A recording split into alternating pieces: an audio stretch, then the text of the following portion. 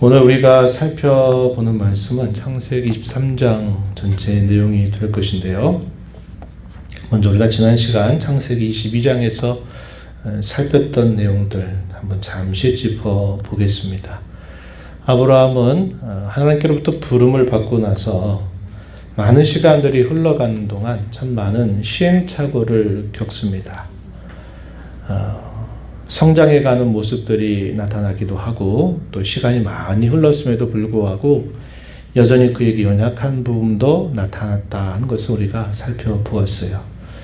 그러다가 이삭을 낳게 되고 이삭을 낳고 나서 약 한 20여 년 가까운 이런 정도 시간이 지나가면서 아브라함의 신앙은 아주 완숙한 신앙이 되었다 하는 것을 우리가 생각해 보았어요. 그 사건이 어떤 것이냐면 하나님께서 어느 날 그의 독자 이삭을 제물로 드려라, 번제물로 드려라 하는 그런 명령을 내리셨을 때 아브라함이 그 말씀을 듣자마자 즉각적으로 순종하는 그런 모습을 보여주고 그 순종 속에는 주님이 무조건 말씀하시니까 한다 이런 뜻도 있지만 더 들어가면 주님이 누구이신가, 그 말씀하시는 하나님이 누구이신가를 분명히 알고 그분의 능력이 어떠함을 알고서 그것을 믿는 믿음을 가지고 순종하게 되는 그런 모습을 보여줍니다. 그래서 아브라함의 신앙의 그 완숙함을 우리가 보게 되고 또 한편으로 이삭도 나이가 비록 어렸지만 아버지의 교훈을 받아서 그 아버지의 말씀에 철저하게 순종하는 그런 모습을 우리가 함께 살펴보았습니다. 이것은 아브라함 개인의 신앙을 시험하려고 하는 뜻을 넘어서서 하나님께서 장차 자기 백성들을 어떻게 구원하실까, 어떻게 아브라함이 후손을 통해서 천하 만민이 복을 받게 될 것인가에 대한 아주 중요한 그림을 보여주는 사건이 됩니다. 그래서 우리가 이 창세기 22장을 통해서 마치 성부 하나님과 예수 그리스도의 모습을 이 아브라함과 이삭의 모습을 통해서 미리 보기도 합니다. 그래서 예표적인 사건이다 이렇게 말을 하기도 합니다. 오늘 우리가 읽어가는 23장의 내용에서는 사라의 죽음과 그 사라를 장사하는 말씀을 기록해 주고 있습니다. 아브라함은 가나안 족속 가운데서 하나의 어떤 헷 족속에게서 값을 주고 장사할 곳을 삽니다. 사들여서 그 땅에 결국은 그의 아내를 장사하게 되는 내용이 23장 전체에 소개가 됩니다. 나그네요 거류하며 살던 곳에서 일정 부분 자신의 소유를 확정하게 됨으로써 가나안 땅 소유의 교두보를 마련하게 되는 그런 계기를 갖게 됩니다. 오늘 이 말씀을 살펴보면서 또 저와 여러분을 향하신 하나님의 뜻을 발견하고 또 순종하게 되기를 바랍니다. 오늘 23장의 내용은 1절로부터 7절 내용에서는 이 사라의 죽음에 대한 내용들 또 그리고 그 죽음을 이제 처리하기 위해서 죽음을 장례를 잘 치르기 위해서 그가 무엇을 하는가에 대한 그런 말씀이 기록이 되고 있고요. 8절에서부터 18절 거의 23장 거의 대부분의 내용은 준비하는 과정에서 이 헷사람의 소유의 땅을 사들이는 그런 내용이 소개가 됩니다. 그래서 어떻게 거래가 되었는가 하는 것을 아주 자세하게 기록을 해줘요. 그래서 마침내 그 땅을 아브라함의 소유로 확정하고 난 다음에 바로 거기에다가 그의 아내를 장사하게 되는 내용이 소개가 됩니다. 사라가 몇 세를 살았는가 말해주기를 127세를 향년으로 살고 그가 부름을 받게 됩니다. 그럼 아브라함의 나이는 거기에다 10년을 더하면 돼요. 아브라함의 나이는 137세가 되죠. 이삭의 나이는 얼마나 될까요? 네? 이삭의 나이는 100세의 아들을 얻었으니까 한 37살 정도가 된 거죠. 네, 그때 사라가 비교적 일찍 죽음을 맞게 됐습니다. 117세의 일기로 세상을 떠나가서 아브라함은 이 가나안 땅에 헤브론 곧 기럇 아르바라고 하는 곳에서 이 사라를 장사하려고 하게 됩니다. 우리가 전에 22장까지의 내용을 보면 아브라함이 그의 가족들과 함께 어디에 살았는가? 부엘세바라고 하는 지역에서 오랫동안 살았다는 것을 우리가 확인할 수 있어요. 22장 19절 말씀 끝부분에 보니까 부엘세바에 이르러 거기 거주하였다.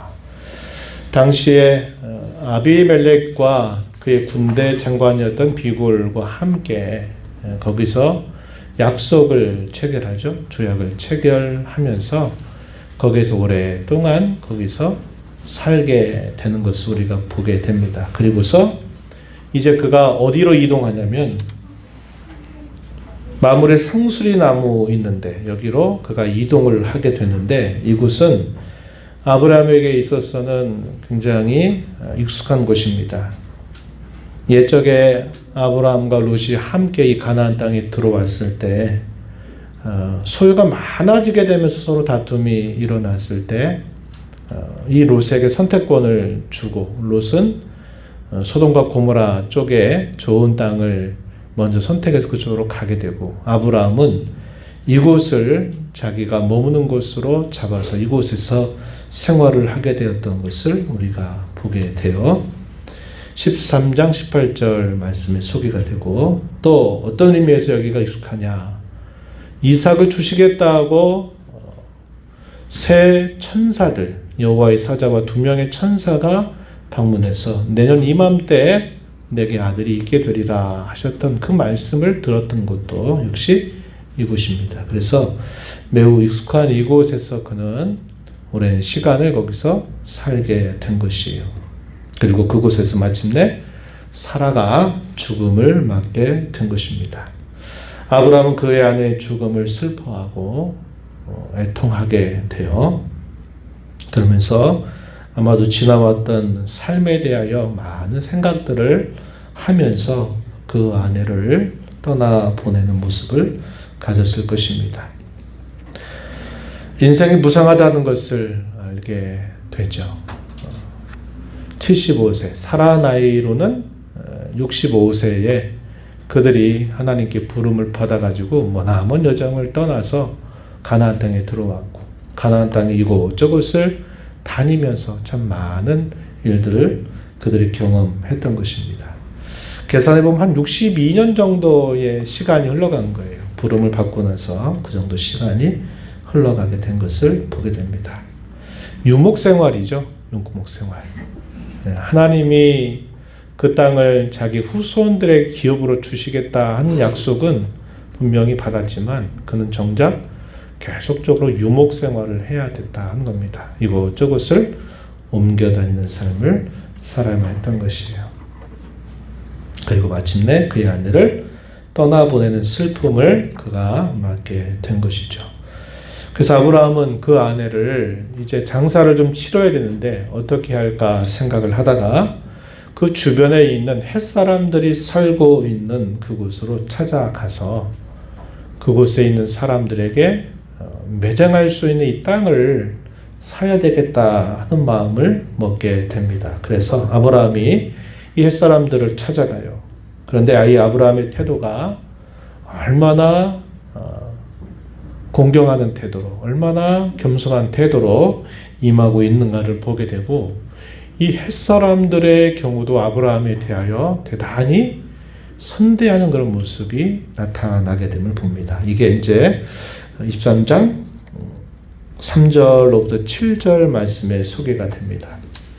아브라함이 찾아가서 뭐라고 말하냐면 나는 당신들 중에 나그네요 거류하는 자다 이렇게 소개를 합니다. 나그네요 거류하는 자다. 이곳에 정착하고 있는 게 아니라 말 그대로 거류하고 있는 자다 이렇게 말을 하게 된 겁니다. 그리고 그 사람들을 만날 때 어떻게 하느냐 그 땅 백성들 앞에서 몸을 굽히고서 그들을 찾아가는 모습이 소개가 됩니다. 7절 말씀에 보면은 아브라함이 일어나 그 땅 주민 해쪽 속을 향하여 몸을 굽혔다 이렇게 표현되어 있어요. 그의 태도는 계속적으로 그러한 태도를 보여주고 있습니다. 12절 가서도 보시면요. 아브라함이 이에 그 땅의 백성 앞에서 몸을 굽혔다. 나이가 많은 사람이고 족장이고 또 그곳에 비교적 오랜 시간을 살면서 주위 사람들과 많은 교류들을 많은 친분을 갖고 있었기 때문에 그렇게까지 굳이 안 해도 될 것인데 아브라함이 대단히 공손한 태도로 이 사람들에게 응하고 있는 모습을 보여줘요. 또 그럼 이 햇사람들은 어떻게 했을까요? 아브라함을 두고 이렇게 표현을 합니다. 당신 우리 가운데 있는 하나님이 세우신 지도자이시다. 이렇게 말합니다. 하나님이 세우신 지도자다. 아브라함을 그렇게 소개를 해요. 그러면서 아브라함에게 대단히 선대하는 그런 태도를 가집니다. 아내를 위한 매장지를 좀 구하고 싶다라고 이야기를 받자마자 이 햇사람들이 뭐라고 말하냐면 자기 묘실에 당신의 죽은 자 장사함을 우리는 금하지 않습니다.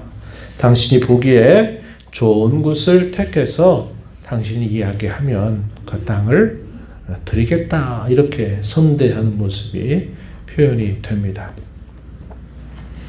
아브라함은 이제 구체적으로 그들이 그렇게 반응하는 것을 보고서는 아브라함 구체적으로 매장할 곳을 눈여겨보고 그 땅을 이야기를 하게 돼요. 그 땅이 어디냐? 막벨라 굴이라고 한 겁니다. 우리 많이 들어봤죠? 이 막벨라 굴을 사야 되겠다 이렇게 정하고서는 이 사람들에게 그 땅을 팔라고 요구를 하게 됩니다. 이제 이 내용이 8절부터 18절까지 소개되는데 8절 하반절 한번 보시면은 이렇게 말합니다. 당시에 소알이라고 하는 사람의 아들이었던 에브론에게 내가 요청을 해서 땅을 사고 싶다 이렇게 이야기하는데요. 9절 가서 보면은 그가 그의 반머리에 있는 그의 막벨라 굴을 내게 주도록 해달라 이렇게 요구를 합니다. 그리고서는 내가 에브론에게 충분한 대가를 주어서 그 땅을 나의 소유로 삼게 해달라 이렇게 요청을 하게 됩니다. 그 햇사람의 무리 가운데 그 에브론이라고 하는 사람이 있었어요. 그래서 이 에브론이 대답을 합니다. 뭐라고 대답하느냐? 11절 말씀에 보면은 이렇게 말하죠. 내 주여 그리 마시고 내 말을 들으소서. 내가 그 밭을 당신에게 드리고 그 속의 굴도 내가 당신에게 드리겠다 이렇게 요구합니다. 말하죠. 그리고서는 당신의 죽은 자를 장사하소서 이렇게 대답을 했어요. 이 아브라함에 대해서 갖는 이들의 태도가 대단히 귀했다는 것을 보게 되고 또 그렇게 되기 위해서는 역시 아브라함이 그들 곁에 살면서 그렇게 충분히 인정받을 만한 그런 삶을 살았다는 것을 우리가 이걸 통해서 확인해 볼 수 있어요. 그 에브론의 대답은 뭐였습니까? 대가 필요 없다고 얘기한 거예요. 그냥 드릴 테니까 그것을 당신의 소유로 가져라 이렇게 이야기를 한 것입니다. 그리고 심지어는 뭐라고까지 얘기했냐면 우리 11절 읽었던 말씀 하반절에 보니까 내 동족 앞에서 당신에게 드리겠다 이 말은 그냥 내가 말로 이렇게 한번 하고 나중에 마음 바뀌어가지고 내가 다시 돌려달라고 하지 않고 지금 여러 사람들이 보는 소위 말해 증인들 앞에서 내가 이렇게 말을 하니까 내가 분명히 당신이 요구하신 대로 내가 이것을 그냥 대가 없이 확실하게 드리겠다 이렇게 대답을 한 것입니다.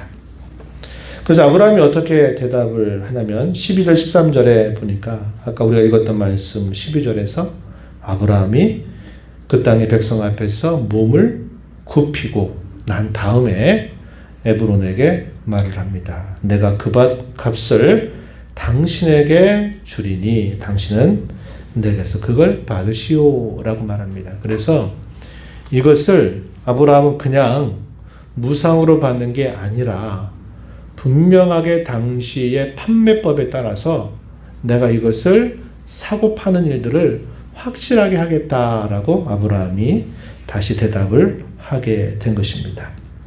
그러자 예브론이 또다시 대답하기를 뭐라고 말하냐면 14절, 15절, 특히 15절 가서 보면은 이것을 값으로 했을 때는 상인들의 일반적인 통용되는 대로 하면 약 400세겔 정도가 되지만 나와 당신 사이에 그것이 무슨 요구할 만한 것이 되겠습니까? 또 이렇게 답변을 하는 겁니다.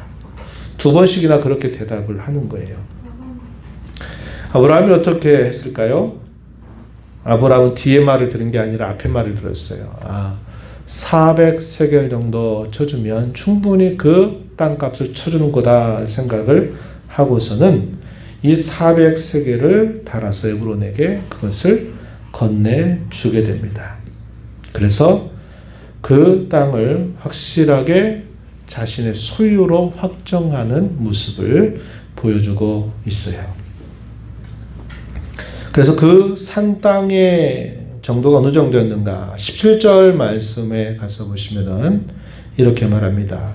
마므레 앞 막벨라에 있는 에브론의 밭, 곧 그 밭과 거기에 속한 굴, 그 밭과 그 주위에 뚫린 모든 나무, 이것이 아브라함이 400세겔로 충분히 대가를 쳐주고 값을 지불하고 그것을 자신의 소유로 확정하게 된 것임을 말해주고 있습니다.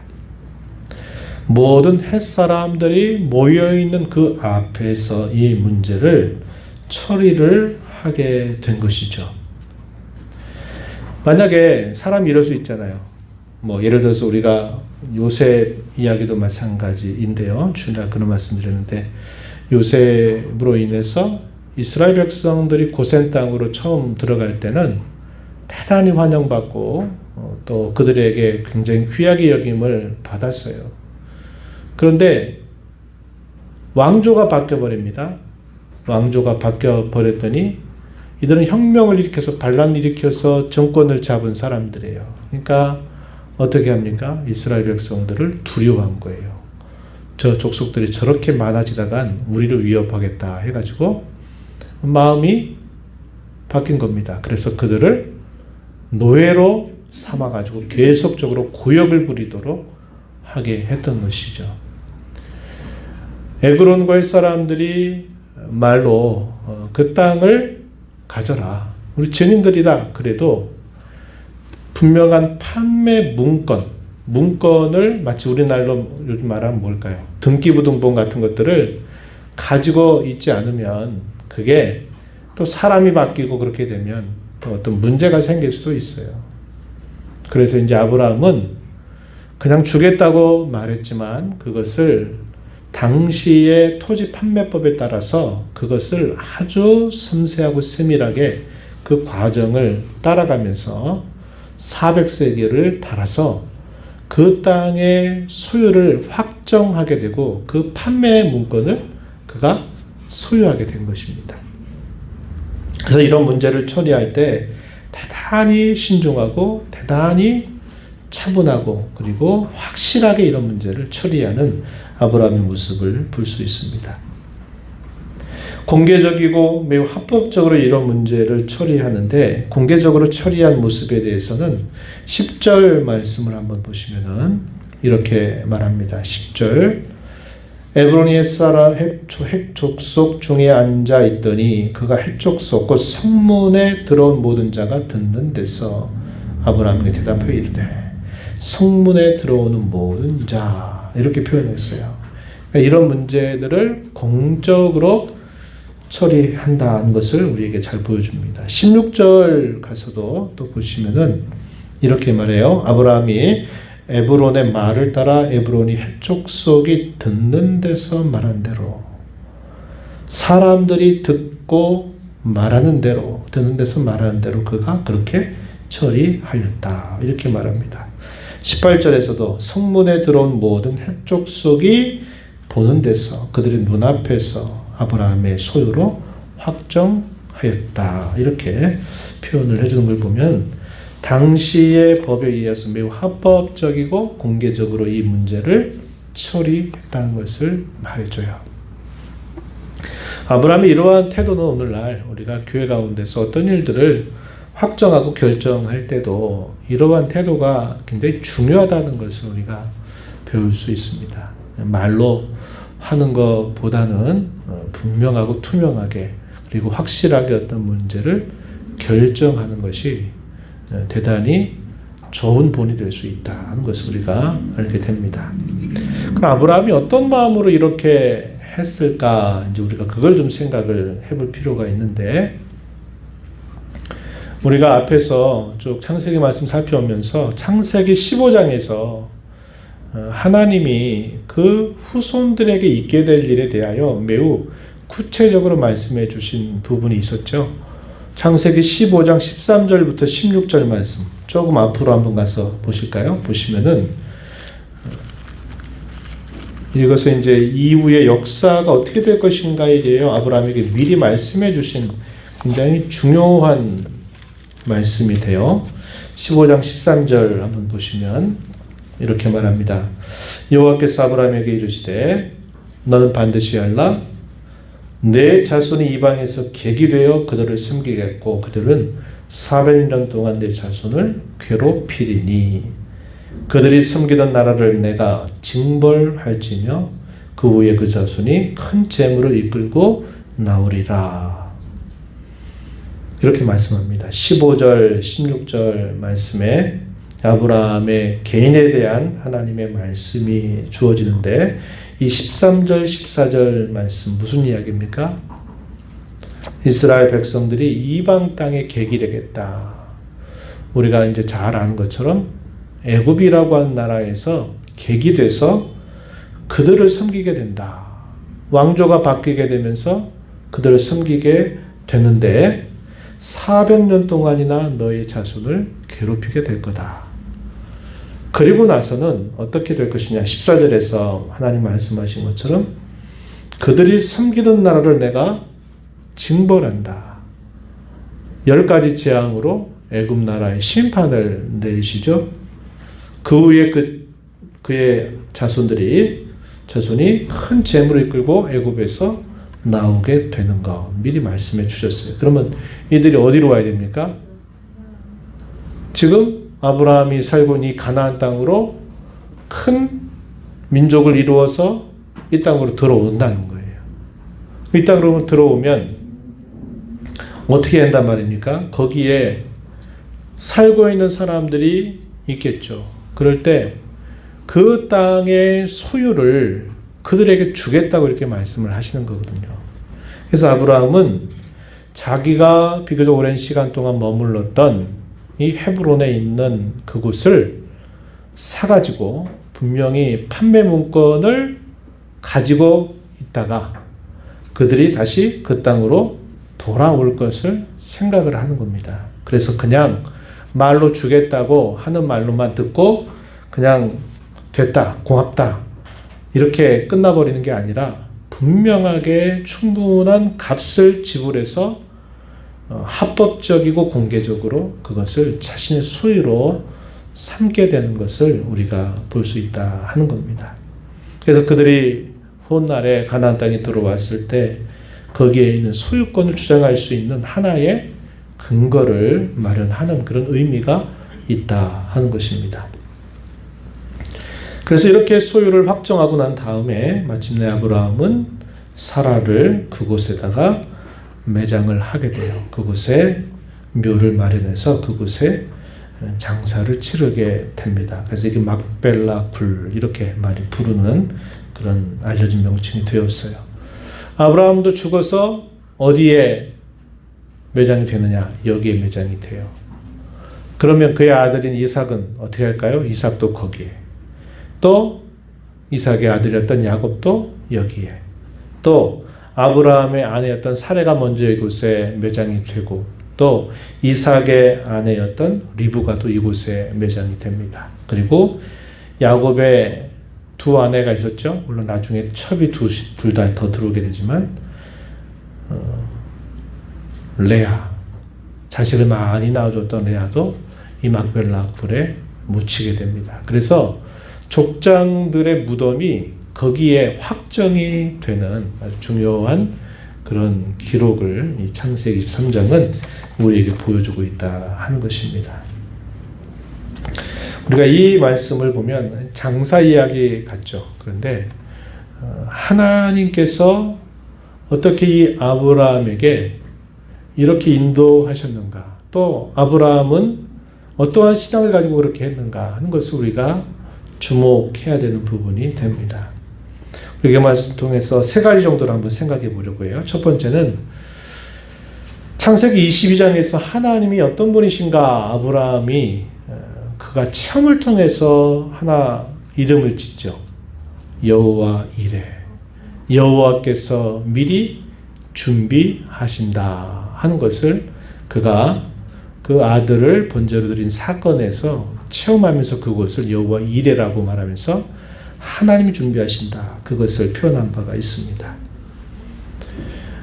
여호와 이레의 하나님이시다 하는 것을 우리가 오늘 이 말씀을 통해서 우리 자신도 확증하고 신뢰하는 태도를 가지고 살자고 하는 거예요. 믿음의 조상이었던 아브라함이 당시에 당했던 그 슬픔 속에서 이방 민족들을 들어 그들로 하여금 선대하게 하셨던 여호와 이레의 하나님, 그리고 아브라함에게 약속하셨던 대로 하나님께서 그의 후손들을 그렇게 약속하신 대로 준비하시고 이끌어 가셨던 것을 우리가 보면서 하나님은 오늘 저와 여러분에게 있어서도 여전히 여호와 이레의 하나님으로 우리의 삶을 준비하시고 인도해 가신다 하는 것을 우리가 신뢰하자고 하는 겁니다.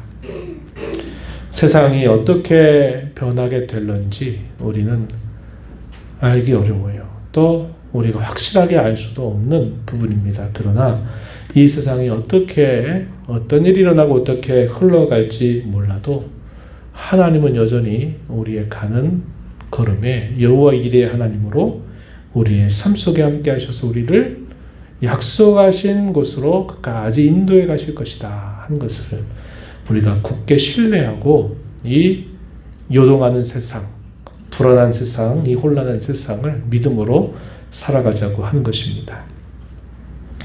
시편에 그런 말씀이 있죠. 우리를 죽을 때까지 인도하실 것이다. 이렇게 하나님을 찬양하는 그런 고백이 있어요.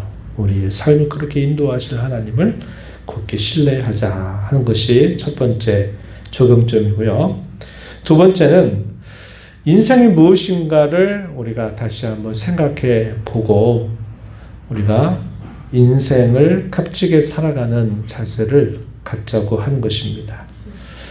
인생 무상이에요. 그죠?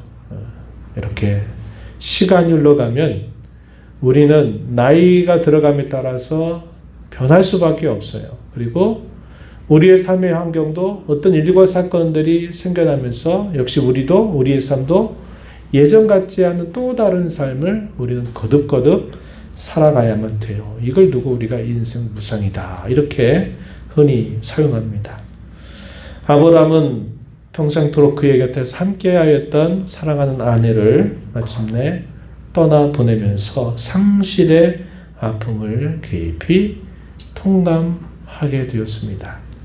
그러나 우리 인생은 무상하다. 그리고 때가 되면 다 떠나간다 하는 그것이 전부가 아니라는 것을 우리는 꼭 생각하고 확고한 소망, 언제나 변함이 없고 흔들리지 않는 소망을 붙들고 살아가야 된다 하는 것입니다. 마지막으로는 약속 신앙을 우리가 굳게 다지면서 우리의 신앙의 걸음을 걸어가자고 하는 겁니다. 이 땅에 머무는 동안에 이 땅에 살면서 필요한 것들에 대해서는 우리는 모든 대가를 다 지불을 해야만 돼요. 누가 갑자기 내가 살 집을 아이고 당신 쓰세요. 이렇게 주는 경우는 없어요. 아침, 점심, 저녁 먹을거리도 누가 그냥 이렇게 아무것도 없이 그냥 무조건 가져가서 먹으라고 하는 일이 없어요. 반드시 거기에는 어떤 대가가 있는 것입니다. 그렇죠? 대가를 지불해야만 우리 이 땅에서 하루하루를 먹고 마시고 입고 거주하며 살아갈 수 있어요.